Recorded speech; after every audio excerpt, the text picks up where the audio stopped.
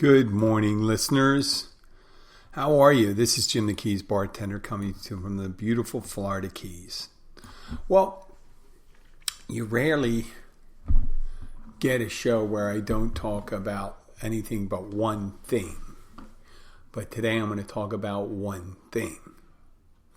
And I was a history major. This show, I try to provide some value to you. So if you're not interested in history or world relations and stuff like that, I'm not talking about politics. Okay, this is relations, foreign relations. You know, maybe this is a show you want to skip. Before I go, I'd like to wish my friend in Miami a happy birthday, and I hope you have a good day, and we'll be thinking of you. You watch the news, and I was a history major in college, and since college I've just been glued to, since they had news all the time, and people say, oh, I don't hate watching the news channels and stuff like that. Well, that's my pastime. That's my ESPN, especially when there's something like this. I don't enjoy when bad things happen. I just see reflections of the past. So, over the night, Russia invaded the Ukraine. They started with artillery barrages and missile launches and some attacks with assault helicopters and jets into the Ukraine from three sides. And they were kind of, to put it distinctly, like into clear things. Imagine if your neighbor, you have a house, and your neighbor has, next door has a bigger house, and some more people live in the house than live in your house.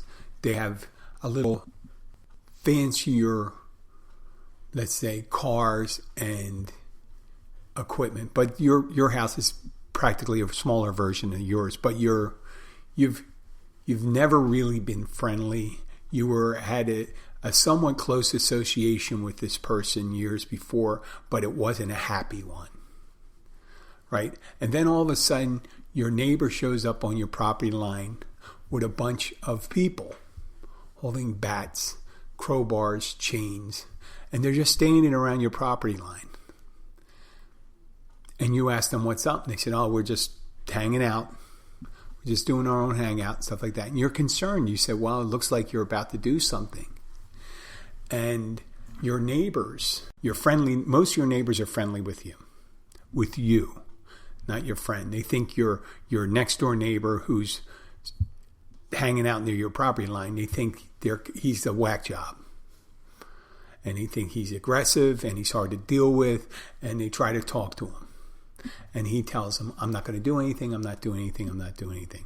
And as more people arrive to assist him from his family, your friendly neighbors pledge support for you, and they try to talk to the guy, but the guy doesn't, he never says, he says, it's not a thing, don't worry about it.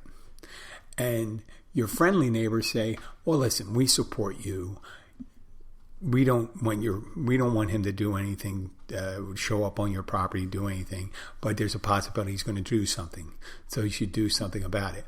Well, then you ask your friends, well, give me some help. And they give you some help, a little help. But they don't give you the real help you need. They just say, hey, listen, if your neighbor does anything, we're going to react by giving them, we're going to kick him out of the neighborhood association. We're not going to invite him to any of our parties. We're not going to allow him to do any property improvements or anything like that. We're going to try to make his life difficult without directly confronting your aggressive neighbor. Then all of a sudden, your neighbor starts attacking your house, hitting it with the bat, the crowbar, the chains, and all that stuff. And you have some weapons, but they don't match up with your neighbors. And you don't have the numbers, you don't have the weapons, and your neighbor's doing a number on you right now. That's what's happening in the Ukraine.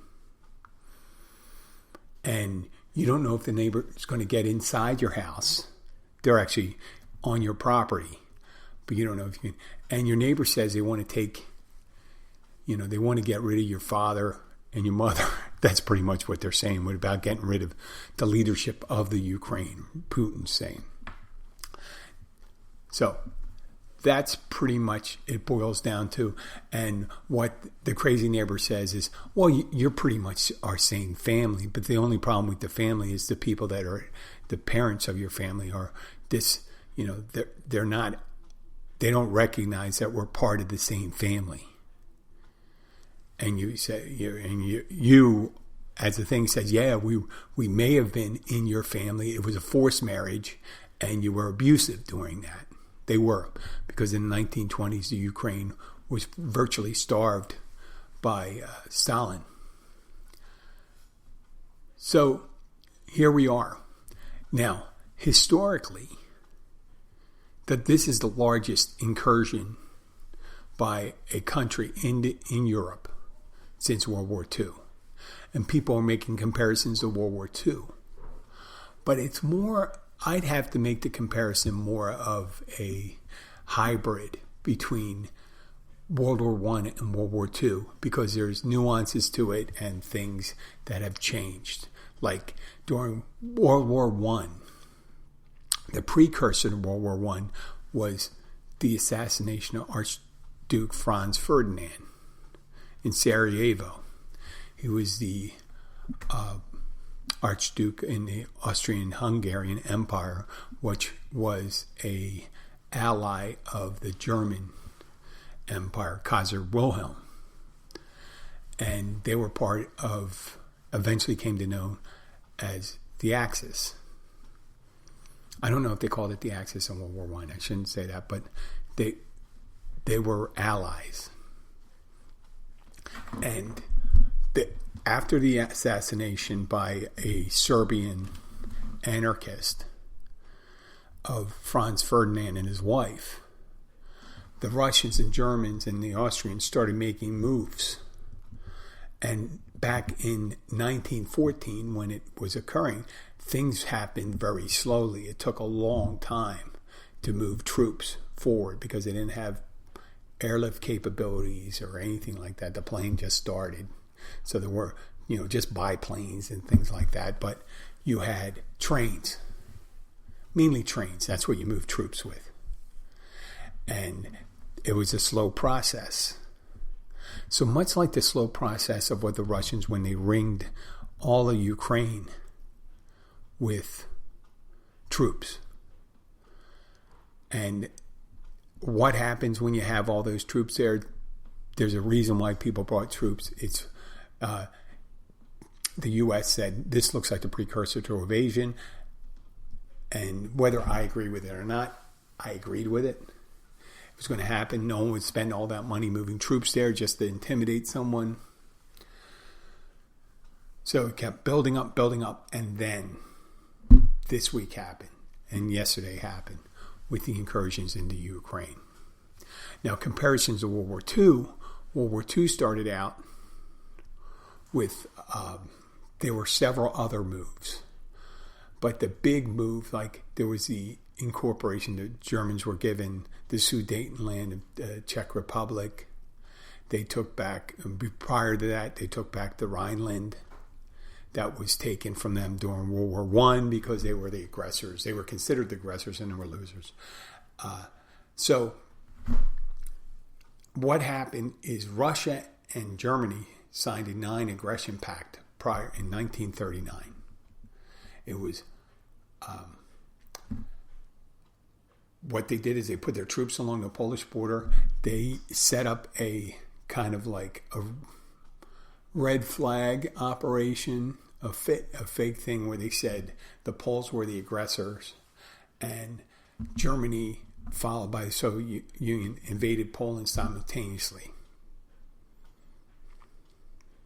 And that was the start of World War II, with it an ineffectual response from France and Great Britain, not playing lip service to Poland, but really not being able to do much if you don't have your troops in. If you don't have your troops in place, there's nothing you could do during World War II.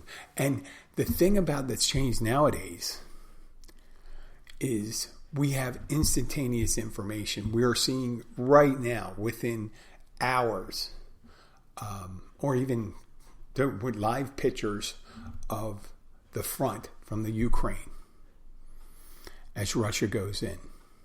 And Russia's calculating that they'll be able to probably seize key points, military points in Ukraine, and be able to maybe seize the government or the leaders. Zelensky, who's the leader of the Ukraine. If they get a hold of him, they'll probably put him in prison, maybe assassinate him, who knows. But right now you have the Russians attacking and the Ukraine resisting. We don't know how large a resistance they have, but so far you know that there's attack aircraft that have been downed, there's air bases that have been attacked, there's military communications areas that have been attacked. So the real key to this is how much damage will Russia absorb when or Putin is. I don't see him backing down, because if he backs down, it's going to be considered a defeat. And he's the kind of guy, he says, well, we're going to go all in. That's it. If he lost this round badly, if he lost this move against the Ukraine, then he would be seen as weak and bringing dishonor to Russia. Right now, he has about a 50% approval rating, where people in Russia think that Ukraine is the aggressor. Okay? And the media in Russia is pretty much controlled by the government. And there's some Americans here that side with the Russians. I think that's dishonorable. I'm sorry. And the Ukraine has a right to exist as a democracy without having their neighbor decide, hey, you're traditionally part of Russia, and we disagree with your focus on the West and your ability. And this is what Putin is saying. We believe that NATO is making incursion into our sphere of interest, which is in Eastern Europe. And the slow march since the 1990s, he's disappointed at the movement of so many of former satellite countries of the Soviet Union going inside the orbit of the West, which is pretty much manifested by the NATO the North Atlantic Treaty Organization that was set up for World War II to combat a ever-expanding Soviet Union. And this move is to dissuade Ukraine from ever joining. Now, if Putin's idea was to break up NATO and dissuade Eastern European countries from being participating with NATO or joining NATO, he may have an unforeseen effect at drawing those countries in, because the U.S. now is rushing troops into other Eastern European countries, such as the Baltic states, Romania, Hungary, Poland. So all these states that border Russia, he's just going to see a tightening of that. Now, the best thing he can have is the best thing that can ever happen for him right at this moment is that they can have tremendous military success. They can seize power, kick out, put in a pro-Russian government in Kiev, and declare victory and leave. The worst thing that can happen is he loses, that they start accumulating losses, huge losses. And it saps Russian power, and he gets bogged down in an insurgency throughout all Ukraine. Remember, Ukraine's a country of 41 million people. Russia has gotten involved with neighboring countries and things like that, but there were much smaller countries. Ukraine is much bigger, much more organized, a little more advanced. So he's stuck in between the greatest success or the greatest failure. What's most likely going to happen is there's going to be dire economic sanctions for him, possibility of a lot of losses, right? But not a enhanced Russia, because Russia could be considered a pariah among the elite countries, which it wants to be considered. There's only one country of any significance that supports Russia or gives lukewarm support to him, and that's China. And the reason China's doing that is because they have what they perceive as a breakaway region, which is an island, the island of Taiwan, which existed at the same time as the establishment of the People's Republic. But China says Taiwan's traditionally a part of China, Taipei, and that it should not have a separate government and it should not be a separate country. So China has every reason to support Russia's move. Eventually, though, but China is not ready to do that at this time. So China may step back and give its lukewarm or withdraw support, considering how the family or the family of nations reacts to this aggression. And we see the opening moves today that all markets around the world are down. Oil prices are up. Wheat futures are up because Russia and Ukraine are traditionally the breadbasket of Europe and Asia. They produce a lot of wheat. Russia produces a lot of gas and oil. The U.S. is asking members of the OPEC I'm going to pause this. I'm going to see, I'm looking at they're showing a Ukrainian defensive position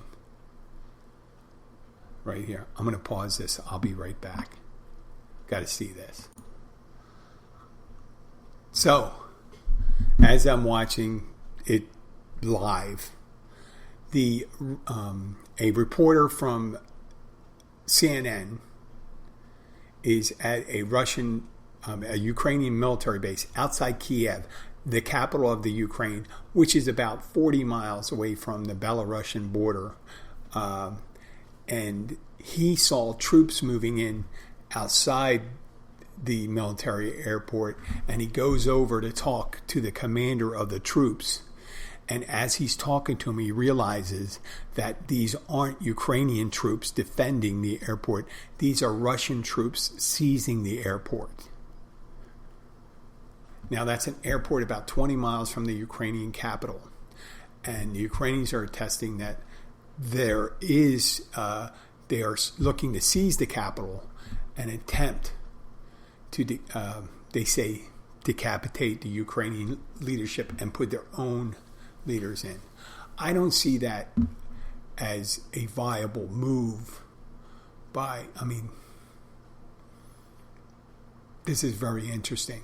And Biden's going to have to say something at 12:30. Now, what Russia is doing right now, other than just attacking, they are doing a full force on social media, on news. They're sending people and they're saying they're denazifying Ukraine. They said since the 90s and particularly since 2014 during the Orange Revolution, where Ukrainians got rid of the pro-Russian leadership and got a more westernized leadership, that the Russians are saying since 2014 that they're fascist and that they were practicing a genocide against Russian speakers in the Ukraine, which there's no evidence for that to have happened. No evidence other than things that the Russians have said. So this move, they're saying, is to go in there and to seize. Now, this is what they're saying right now. not an occupation. Now, if they don't get the leadership and the people of the Ukraine do not accept, if they do end up getting Kiev, which could happen in a matter of days, if they're able to seize the parliament, the Ukrainian parliament, and things like that. A little side note is that one of the ministers in the Ukrainian parliament is a former heavyweight boxer, the Klitschko. I think it's Vladimir Klitschko, but there were two brothers that were great heavyweights. They were champions in heavyweight fighters, but one of the brothers became a politician. He's Ukrainian. And I think he's virulently anti-Russian. And a lot of what they're doing is this attack they're doing. They're turning a lot of Ukrainians into really rabidly anti-Russian people. And they're turning a lot of these Eastern European countries. So I think this is going to bite them in the ass in general. I think the unforeseen thing was Putin was trying to be the big man in his neck of the woods, trying to dissuade Ukraine from being independent, siding with the West, that they would be able to reconstitute a pseudo-Soviet Union, and that with the former republics. But you have the Baltic states, Lithuania, Estonia, and Latvia to the north on the Baltic, right next to Poland, and you have Belarus right below it that is tightly in the Russian orbit. But after that, you just have some kind of Central Asian states of Kazakhstan, Tajikistan, or I don't know the rest of them there, but they're all there. They're all pro-Russian, but that's it. That's it. And China, which is a big time friend, but China has to deal with the rest of the world. And with this news, you're showing bombs, and you're showing they're showing a apartment building that's on fire when they say they're not attacking people. There they go. And boy, talk about firefighters. Firefighters having to fight a fire in a war zone. It's amazing. And but that reporter outside that Ukrainian airbase that came upon those Russian infantry, that is endemic of how fluid the situation is. It's going to change really quickly. You got people hiding in the big cities, going into their air raid shelters in the big cities. Is normally in the subway. You'll see that, and you'll see a lot of movement going on today. And we'll see what kind of resistance that the Ukrainians put on. The president of Ukraine just called for every able-bodied Ukrainian to contact the government. They will supply them with arms, with small arms. I don't think small arms are actually going to be able to do a lot. It will be able to do stuff against the military, but against the infantry, but it won't do much against tanks and attack helicopters and jets and rockets. But hopefully the javelins that we supplied them, I think they have hundreds of javelins. They're an anti-tank weapon. They are put to good use. Hopefully they did not store them in centralized location where they could be seized. And then they're setting up tank traps right now. I would have dispersed most of my equipment prior to the attack, and I hope the Ukraine did that. If Ukraine did not do that, then Russia definitely has the know-how to be able to seize their weapons depots. So for now, I know I just called it. It's a single event. It's kind of important to me. Now they're saying at least 50 people are dead. It's the fog of war, right? You don't know what's going to happen, and it's fluid, and it's not going to be with everything going on now from three sides. I don't see a cessation of aggression until there is some dramatic turn. and I don't believe that Ukraine is going to. Well, I could end up having an egg on my face, but I don't see them as it being that easy of a acquiescing to this Russian aggression. I hope not, because it would not bode well for the rest of Eastern Europe. Now, I mentioned NATO. Once again, if you're a member of NATO state, the treaty organization stipulates in its charter that any attack on any member, let's say Estonia, an attack helicopter goes into Estonia and attacks Estonian troops, that is the same as an attack on, let's say, Rehoboth Beach, Delaware. The U.S. is supposed to respond in like as an attack of the homeland. So here they're showing a bunch of military equipment moving down the highway. They originally were going to they were hoping that it would be a colder winter. They were going to move in the fields. Now they're going down the highway. If I were the Ukrainians right now, I would destroy some of the highways, put up blockades. So I think the Russians are probably doing some advanced security on some of these roads and things like that. You can see they have their cop cards, their police cars directing traffic at the border of the Ukraine on the Russian side. Well, this is it. It's a downer note, Keys Bartender, but I wanted to denote that, you know what? It's something going on. It could be poignant. It could be a much bigger thing that goes on. I don't think it's going to stop in 24 hours unless they're great. The Russians are very successful and the Ukrainians lay down, which I don't think they will. I think it's going to be interesting. Already we've seen that there's some attack helicopters that have been shot down, and the Ukrainians are showing pictures of that. So here we go.